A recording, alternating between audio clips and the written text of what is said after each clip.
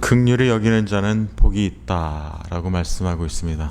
우리 성도님들 긍휼히 여기십니까?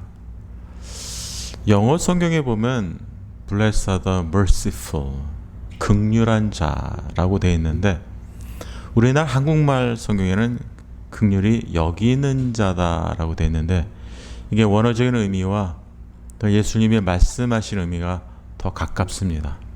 그래서 한국말이 잘 번역을 하고 있어요. 긍휼히 여기는 자다. 여러분들 긍휼이 어떻게 여기십니까? 긍휼을 우리가 생각해 볼 때 사람들이 예를 들어서 좋지 않은 일을 했습니다.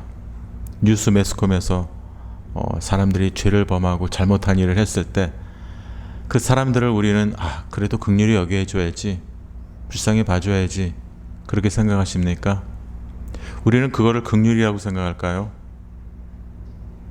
또 여러분들 또 불쌍한 사람들 이 주위에서 보면은 긍휼히 여기십니까? 긍휼이라는 건 무엇일까요?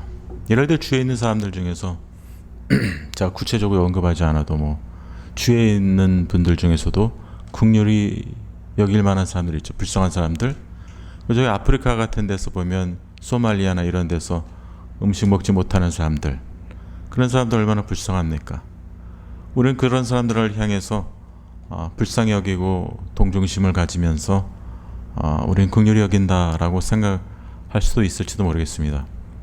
근데 성경에 보면요, 예수님이 선한 사마리아인을 비유를 듭니다. 그래서 내 이웃이 누구냐라고 물어보죠. 그랬을 때 예수님이 먼저 이 비유를 하시면서 제사장이 지나갑니다. 레위 사람이 지나갑니다. 다들 보고만 지나갑니다. 그들의 마음의 상태에 대해서는 구체적으로 얘기하지 않습니다. 아마 제사장이나 레위 사람들은 제사를 드려야 되기 때문에 그 사람이 혹시나 죽었다라면 자기네들이 기다려야 돼요. 그 시간에는 바로 그 안식일 날은 제사를 드릴 수 없어요. 부정하기 때문에.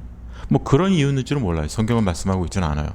그러나 사마리아라는 사람은 어떻게 했어요? 지나가다가 그를 어떻게 했습니까? 불쌍히 여기고 어떻게 했어요? 여인숙으로 데려가서 값을 다 치러주고 기름도 발라주고 머무를 수 있게 다 해줍니다. 너희도 이와 같이 행하라 라고 예수님이 말씀하십니다.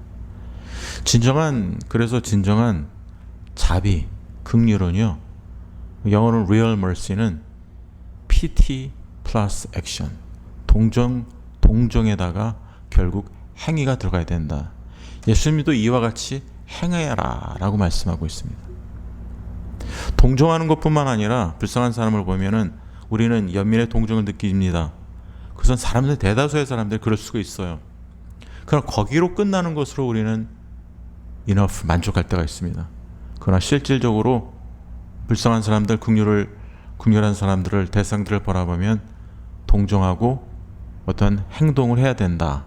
그 행동까지 가는 것이 참으로 긍휼히 여기는 것이다 라고 본다는 거죠. 성경적인 의미에서. 그렇다면 오늘 좀 더 우리는 이 긍휼이라는 것이 어떤 것인가를 한번 생각해 봐야 돼요. 그런 일반적인 긍휼이죠. 물론 이것을 그렇게 불쌍한 사람들을 예수님이 말씀하신 그렇게 불쌍히 여겨주고 행동 이와 같이 하는 거, 이거 긍휼입니다. 근데 여기서 오늘 본문에서 말씀하시는 것은 이 긍휼이라는 것은 그런 건 후차적인 거예요. 그런 것보다 진정 긍휼이라는 게 무엇이냐를 예수님은 말씀해 주고 있어요. 긍휼한 자가 복이 있다. 진정 의미에서 긍휼한 자, merciful, the merciful, 긍휼한 자가 누구일까요? 우리는 긍휼히 여기는 자에 대해서 많이 신경 씁니다. 내가 어떻게 해야지, 긍휼히 여겨야지, 무엇을 행동해야 할지. 물론 아까도 좀 전에 말씀드렸지만 예수님이 하신 이와 같이 행하라 라고 말씀처럼 행하는 거 중요합니다. 행동하는 거 굉장히 중요합니다.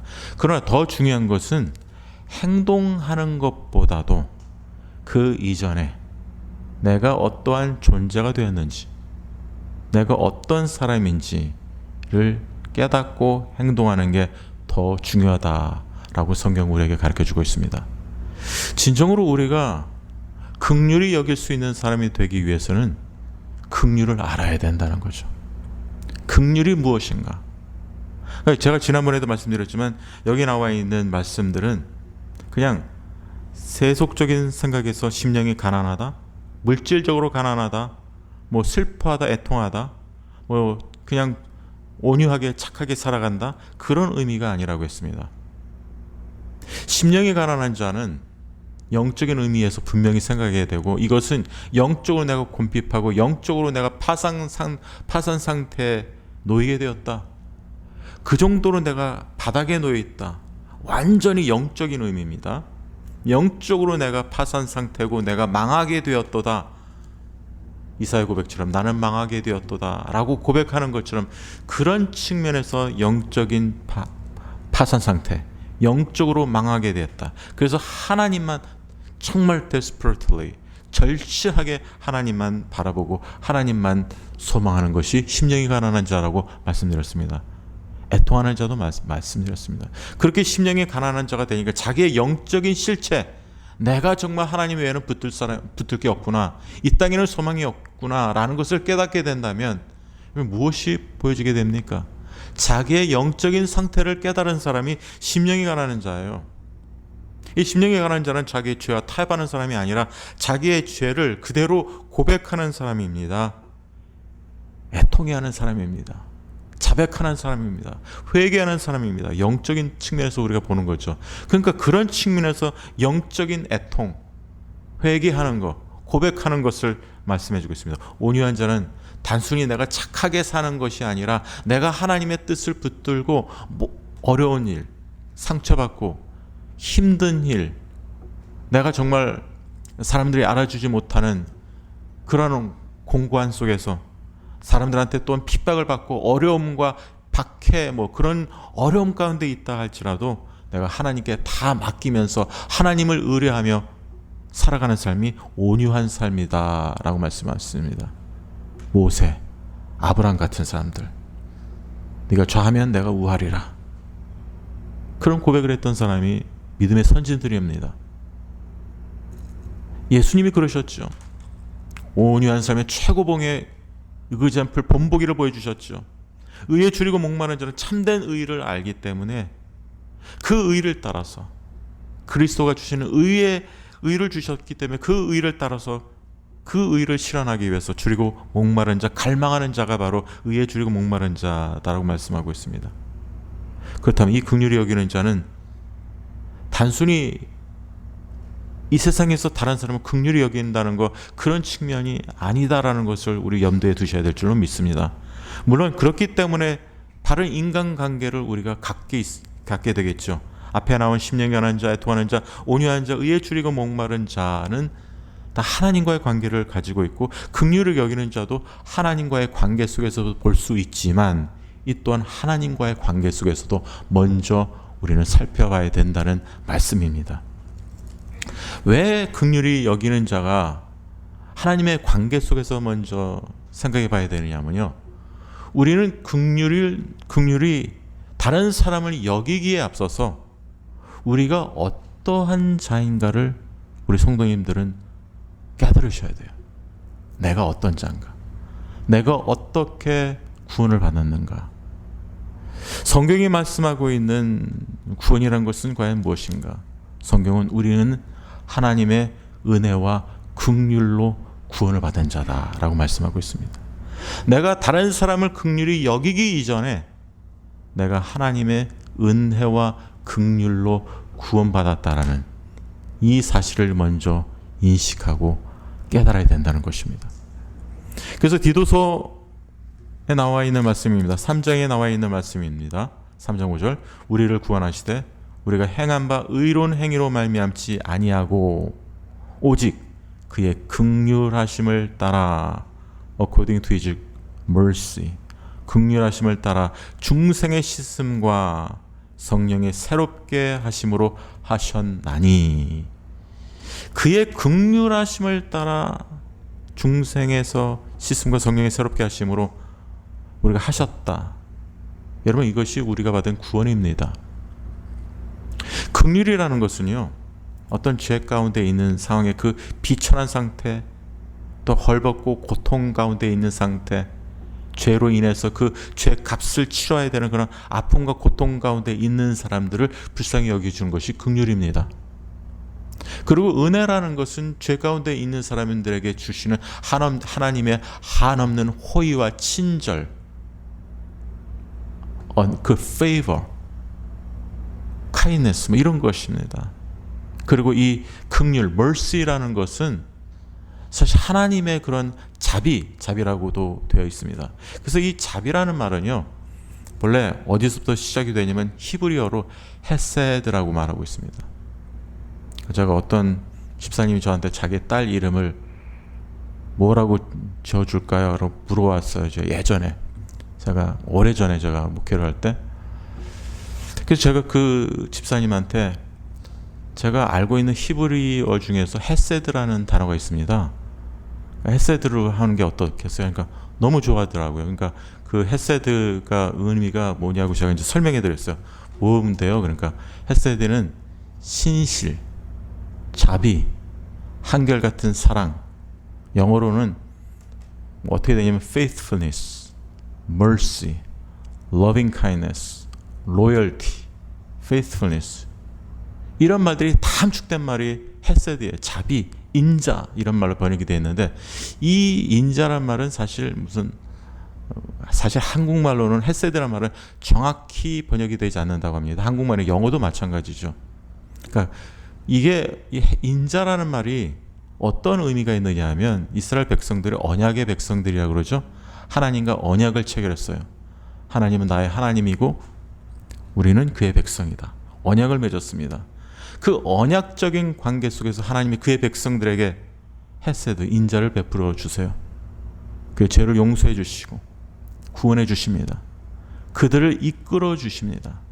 이게 언약적 관계 속에서 하나님의 베풀어 주시는 변함없는 인자, 신실한 그의 사랑입니다. 그것이 신약 성경에서는 아가페 사랑이다.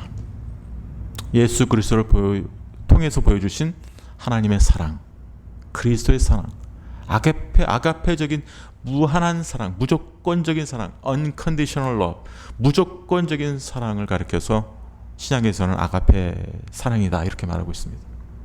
근데 이 헤세드라는 건요, 하나님의 언약적인 관계 속에서 이 하나님의 자비하심, 긍휼하심을 이해하는 것입니다. 우리가 어떤 자격이 있기 때문에, 우리가 뭘 했기 때문에 하나님이 우리를 긍휼히 여겨주셔서 우리를 구원해 주신 게 아니라는 거예요. 긍휼이라는 단어, 헤세드라는 단어는 우리에게 어떤 선한 것, 의로운 것, righteous한 것, 우리가 하나님 앞에 선한 것이 있기 때문에, 바로 행한 것이 있기 때문에, 의로운 행한 바가 있기 때문에 우리를 구원해 준 것이 아니다라는 것을 말해주고 있습니다. 그래서 디도에서에서 우리를 구원하신 바, 우리가 행한 바 의로운 행위로 말미암지 아니하였다라고 말씀하고, 오직 그의 긍휼하심을 따라, 하나님의 긍휼하심을 따라 우리가 구원을 받았다라고 말씀하고 있습니다. 그것이 우리가 긍휼을 이해할 때 첫 번째 단계로 긍휼을 알아야 된다는 것입니다. 그리고 또 한 가지는, 그러한 의미의 말씀이 어디에 또 언급이 되냐 하면은 그 에베소서에도 이렇게 말씀이 있습니다. 전에는 우리도 다 그 가운데 우리 육체의 욕심을 따라 지내며 육체의 마음에 원하는 것을 하여 다른 이들과 같이 본질상 진노의 자녀이었더라. 우리는 다 진노의 자녀였다라고 말씀하고 있습니다. 그리고 1절에 보면 그는 허물과 죄로 죽었던 너희를 살리셨도다. 에베소서 2장에 언급되는, 제가 종종 말씀드리는 말씀입니다. 여기서 보면 우리가 다른 이들과 같이 본질상 진노의 자녀였다. 우리 성도님들 다 진노의 자녀였다는 거예요. 우리가 예수님을 믿기 전에는, 알기 전에는 다 똑같았다라는 거예요. 우리가 뭐 다른 사람들 봐봐 나 뛰어났기 때문에 뭐 다른 게 있어서 구원을 받는 것이 아니라는 거예요.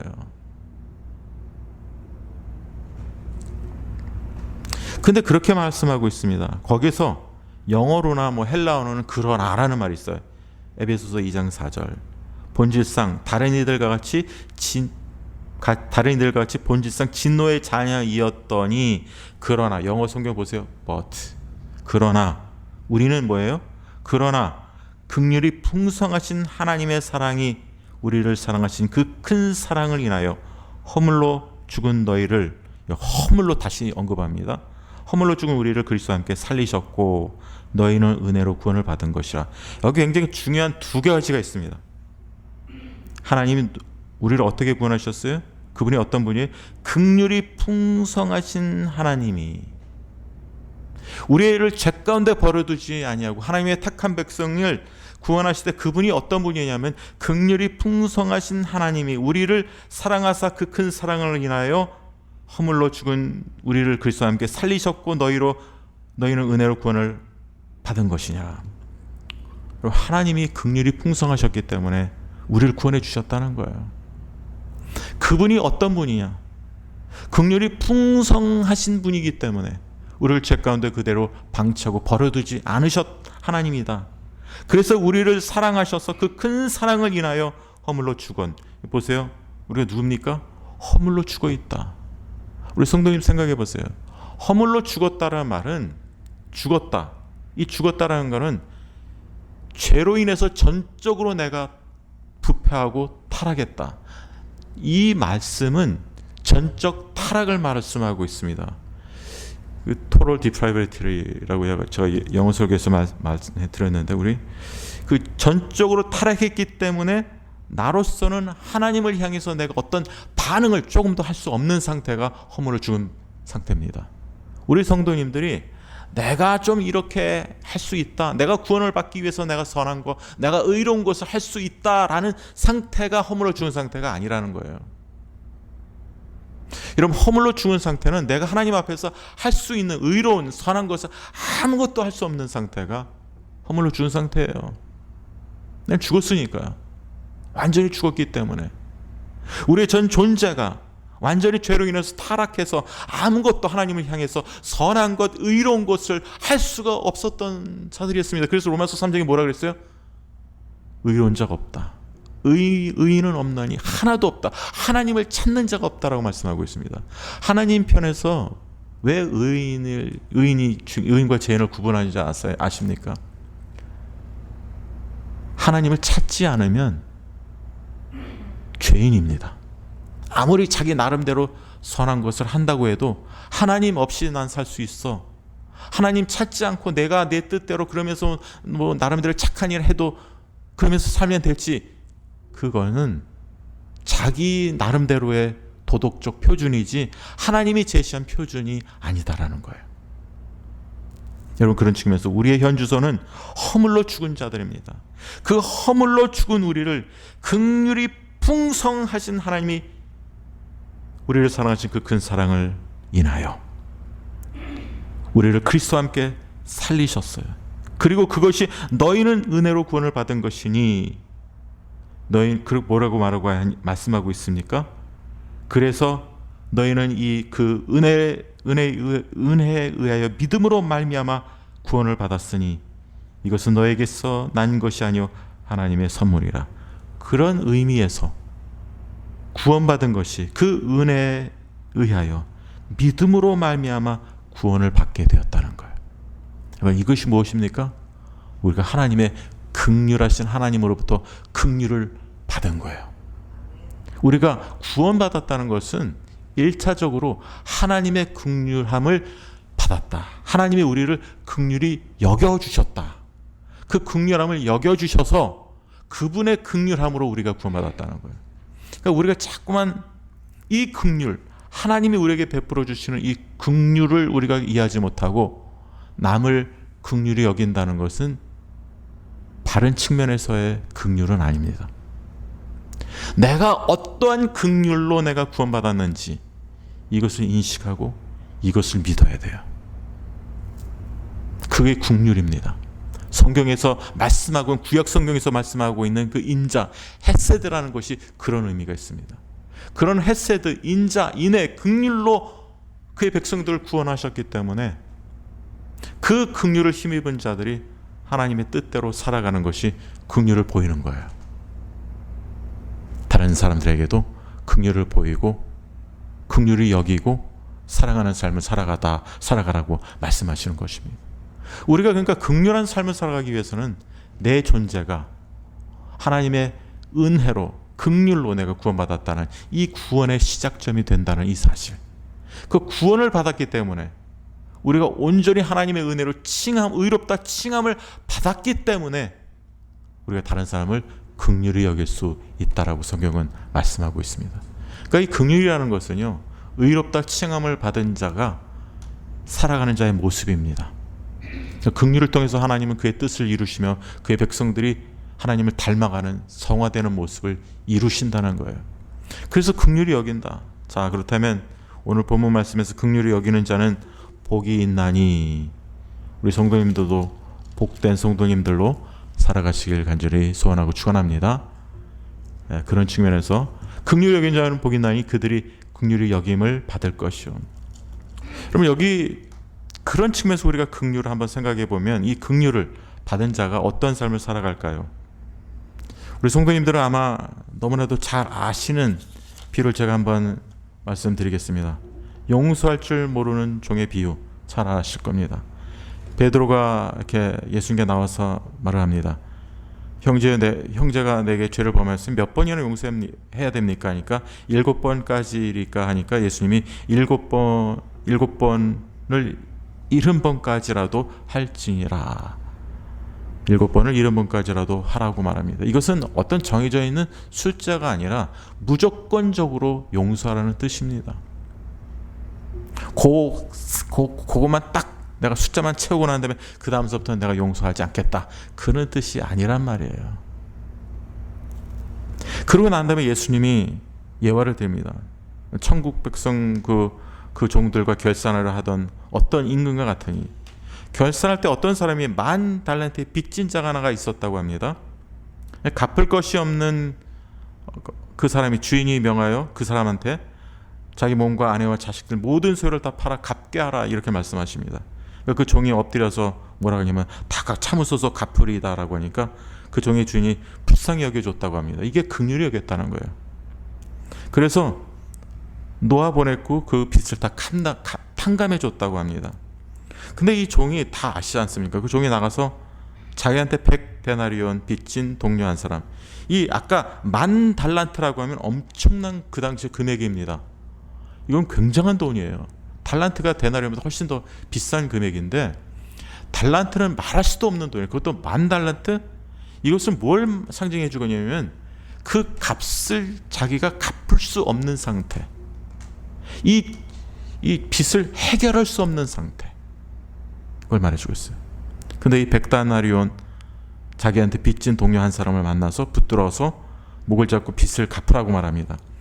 참아달라고 합니다. 갚아달라고 합니다. 허락하지 않고 옥에 가둡니다. 빚을 갚도록 옥에 가둬버립니다. 그러니까 그 동료가 그걸 봤죠. 그래서 그 일을 다 그 주인한테 말합니다. 그러니까 주인이 뭐라고 하냐면, 이에 주인이 그를 불렀습니다. 그리고 말하여, 악한 종아, 내가 빌기에 내가 내 빚을 전부 탕감하여 주었거늘 내가 너를 불쌍히 여긴 것 같이 너도 내 동료를 불쌍히 여김이 마땅하지 아니하냐, 이렇게 말합니다. 하고 주인이 노하여 그 빚을 다 갚도록 그 옥을 옥졸들에게 넘기니라. 그래서 옥졸들에 넘깁니다. 용서할 줄 모르는 종입니다.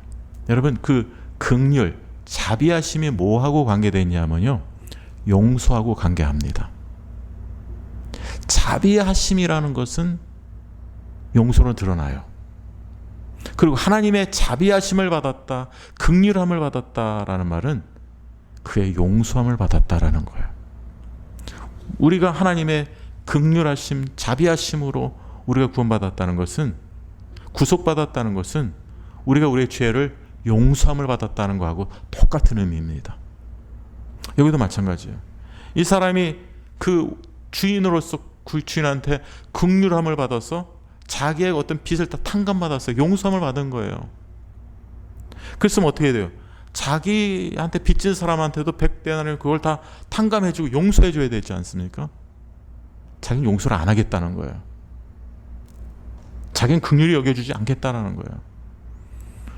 여러분, 그래서 예수님 뭐라고 말씀하시냐면 이런 말씀하세요.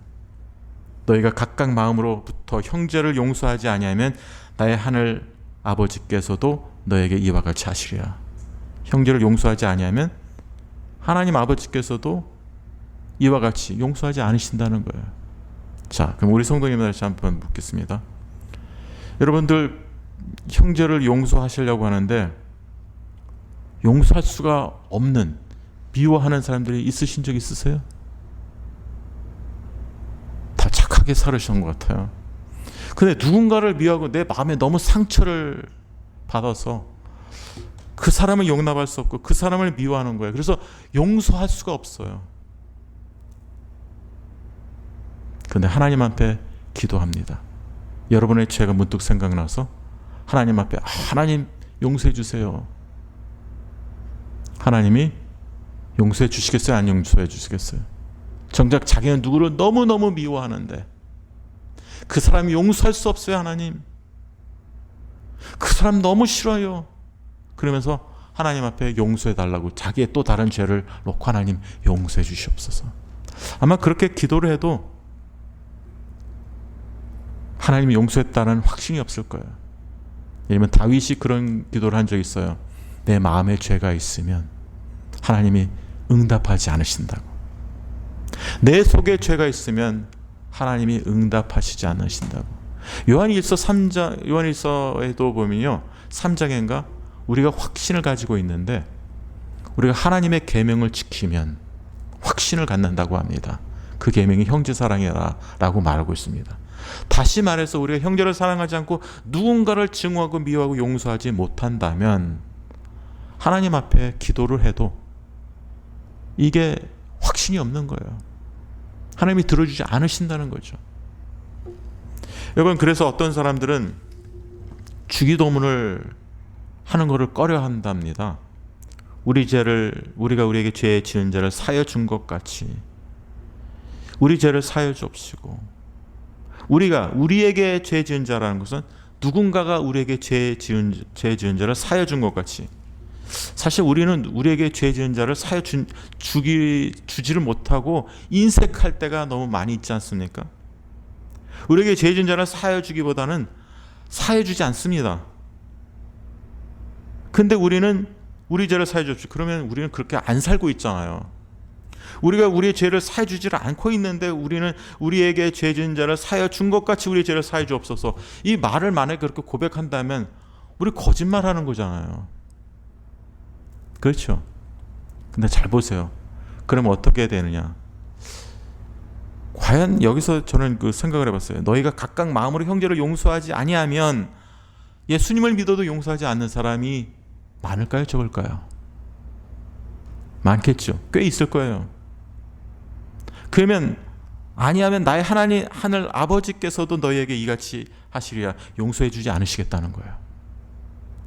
물론 처음에 구원받았을 때 사죄 은혜로 구원은 받았겠죠.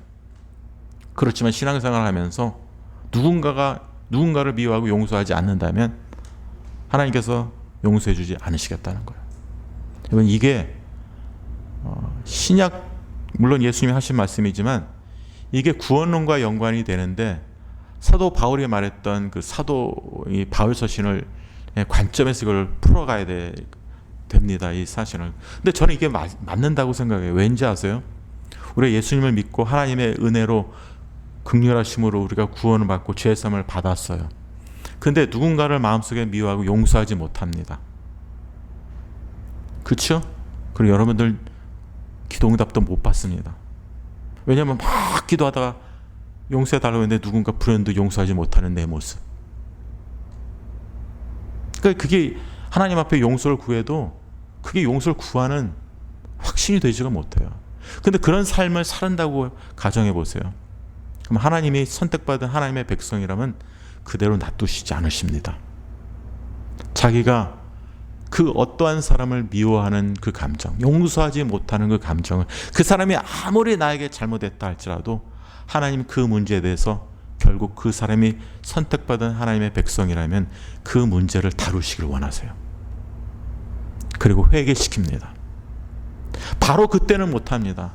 그러나 오랜 세월이 지날 수도 있고 아니면 조금 지날 수도 있고, 그러나 바로 그때 내가 회개하고 그 사람을 용서하지 못해도 하나님은 결국에 가서 그 문제를 다루시고 그 문제를 하나님께서는 결국 그 사람의 입으로 회개시키기를 원하십니다. 그게 하나님이 구원받은 사람을 구원을 이루어 가신 하나님의 방법이에요.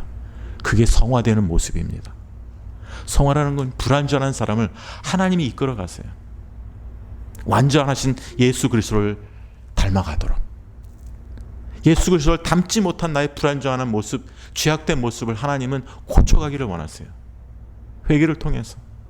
그 문제를 하나님 앞에, 예전에 내가 여기 있는 그 용서할 줄 모르는 종같이 나는 용서 못하겠습니다 막 그러던 그런 모습의 사람이 시간을 지나면서 하나님 말씀을 읽고 기도해 보니까, 그리고 많은 또 어려움을 통해서 기도 확신을 내가 갖지 못하는 그런 나의 삶을 보면서 깨닫게 됩니다. 아, 이게 하나님 기뻐하지 않는 나의 죄구나. 그 문제를, 자기의 죄를, 자기의 어떤 잘못한 것보다도 자기가 용서하지 못하는 그 근본적인 문제, 하나님과 이 브로큰된 릴레이션십, 하나님과 어긋나 있는, 잘못되어 있는 그 본질적인 그 문제를 하나님 앞에 내어놓고 고백하게 됩니다. 그래서 용서할 줄 모르는 사람이 용서할 수 있는 사람으로 변화시킵니다. 그게 하나님의 성화입니다. 그게 하나님이 우리를 바꿔주시는 거예요. 여러분, 그러다가 어떻게 됩니까? 여기서 이 사람은요, 어떤 것을 우리에게 가르쳐 줍니까? 이 사람은요, 벌써 그 자기 주인으로부터 받은 그 용서함이, 그 자비하심, 긍휼이 어떤 것인지를 이 사람은 알지 못했던 거예요. 자기의 주인으로부터 받은 10,000달란트의 그런 그 빚을 탕감받았다는 것이 어떤 자비, 어떤 긍휼, 어떤 사랑, 어떤 용서였는지를 그는 모르기 때문에 100데나리온 자기한테 빚진 사람한테 그것을 요구한다는 거예요. 이건 뭘 얘기하냐면요, 하나님의 은혜를 가르쳐주고 있습니다. 이 10,000달란트라는 거는요, 우리의 죄예요, 죄. 우리가 해결할 수 없는 거예요. 이 사람이 돈으로 갚을 수 없는 것처럼 우리의 죄를 해결할 수 없는 자를 하나님이 우리를 무조건적으로 unconditionally 우리를 구원해 주셨어요. 용서해 주시고 구원해 주셨어요. 그런데 나에게 잘못한 다른 사람을 향해서 나는 용서 못해. 내 자존심, 내 마음을 상처 준 그 사람을 나는 용서 못해. 이렇게 말하는 거라는 거예요. 그것은 하나님이 예수 그리스도를 통해서 어떤 사죄의 은총을 우리에게 허락하셨는지, 그 사죄의 은총, 하나님이 예수 그리스도를 통해서 우리에게 베풀어 주신 그 용서함이, 그 긍휼하심이, 그 헤세드, 그 자비하심이 어떤 자비하심과 어떤 긍휼로 그의 백성들을, 우리를 구원하셨는지 모른다는 거예요. 아직 모른다는 거, 깨닫지 못하는 거죠. 그러니까 이 깨닫지 못하는 사람들은 하나님의 택한 백성이라면 시간이 지나면서 하나님은 회개시킵니다. 바로 그때 거부한다고 해도, 이 용서할 줄 모르는 종처럼 막 거부하고 완강하게 한다 할지라도 택한 백성이라면 하나님께서 분명히 그 문제를 다루십니다. 그래서 회개시키고 하나님 앞에 엎드리고 하나님 앞에서 고백하게 만듭니다. 여러분, 그 성경에 보면요, 야곱이라는 사람이 좀처럼 변하지 않습니다. 결국은 하나님 앞에서 이제 죽을 것 같다, 자기 형이 쫓아온다 라는 그 시점에서 브니엘에서 결국 그 야복강에서 그가 회개를 합니다. 호세아서 보면 그가 울고 하나님 앞에 간청했다라고 말합니다.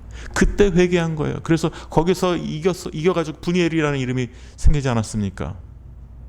어디서 많이 들어보셨죠? 그곳에서 여러분, 야곱이 그냥 그 야복강에서 그냥 하나님 앞에 간구만 한 게 아니에요. 호세아서 읽어보세요. 울며 간구했다라고 합니다. 회개했다라는 거예요. 하나님은요, 그 사람도 회개하기를 거부하는 사람이었었어요. 베델에서 하나님의 은혜를 받고 그런 엄청난 은혜를 받아도 변화되지 않는 삶을 살았던 거였습니다. 우리도 마찬가지예요. 진정 우리가 은혜를 받았고 하나님의 긍휼을, 자비하심을 받았다고 하면서 인색하고 우리가 용서할 줄 모르는 그런 크리스천으로 살아갈 때가 얼마나 많이 있습니까? 긍휼이라는 건요, 하나님의 우리가 죄 많은 우리를 용서해 주신 그의 긍휼을 말해주는 것이 긍휼입니다. 그의 자비입니다. 긍휼의 역이라는 것은 우리가 하나님으로부터 정말 언컨디셔널, 무조건적인 긍휼과 사랑과 자비를 받아서 우리가 구원을 받은 존재라는 걸 먼저 인식하고 깨달으라는 거예요. 그게 바로 우리라는 거예요. 그렇게 긍휼로, 그의 긍휼로 우리가 구원을 받았기 때문에 어떻게 되세요? 여기에 있는 10,000달란트 빚진 자, 탕감받은 자처럼 자기 동료한테 100데나리온 갚으라고 하는 이런 인색한 자가 되지 말라라는 거예요. 이미 그 풍성한 하나님의 자비하심, 긍휼로 내가 죄 용서함을 받은, 구원받은 자기 때문에 그것이 여러분 구원입니다. 긍휼로 여김을 받은 것이 구원입니다. 여러분들이 하나님의 긍휼에 의해서 긍휼히 여김을 받은 것이 내가 받은 하나님 앞에서 구원입니다. 구원받은 자는 그렇기 때문에 긍휼히 여기라는 거예요. 여러분, 긍휼히 여긴 자는요, 다른 사람은 긍휼히 여겨야 되고, 그 긍휼히 여기는 자는 여기서 보면 긍휼함을 받으리라. 왜냐하면 그들이 긍휼함을 받으리라. 영어 성경은 for they will receive mercy 뭐 그렇게 되어 있는데요, 그 번역보다는 이게 미래 수동태입니다. 그래서 NIV가 그걸 정확히 번역을 했는데 for they will be shown mercy, 이게 수동태입니다. 미래 수동태입니다. 긍휼을 받게 될 것이다. 미래입니다. For they will be shown mercy. For they will receive mercy가 아니라, 많은 성경이 그렇게 되어 있습니다. 많은 성경들이, 대다수의 제가 본 성경, NSB, ESB, New King James 다 For they will receive mercy 뭐 이렇게 됐는데, 그거보다 For they will be shown mercy. 미래 수동태예요. 헬라어로는. 그런 면에서 이제 NIV가 정확하게 그거를 번역하라고 있는데, 미래에, 여러분 이것은 굉장히 중요한데요, 우리가 이미 하나님의 긍휼을 입은 자예요. 근데 미래에 내가 그런 긍휼을 또 입을 것이라는 거예요. 언제 그 긍휼을 입을까요? 지금도 이미 우리는 긍휼로 인해서 구원받은 자인데, 앞으로 장래에 주님이 오셔서 주님 앞에 섰을 때, 그때 하나님으로부터 우리는 긍휼을 입을 자라는 거예요. 그 긍휼을 입은 자가 바로 구원받은 자라는 거예요. 마지막 긍휼, 이 땅에서도 긍휼을 받아서 우리가 믿음으로 살아가고, 그 긍휼을 여기며 살아가고, 그 긍휼의 은혜 때문에 우리가 기뻐하고 감사하며 살아가지만, 예수님이 오실 그날은 우리 그 긍휼을 더 완성된 완전한 긍휼을 받으며 하나님 앞에서 우리가 그 긍휼을 기뻐하며 그 긍휼을 받을 자로 살아갈 것이라는 것입니다. 하나님 나라 그곳에서, 그 나라에서 오늘 그러한 긍휼을 입은 자로서 이 땅에서 살아가시는 우리 성도님들 되시길 간절히 소원하고 축원합니다.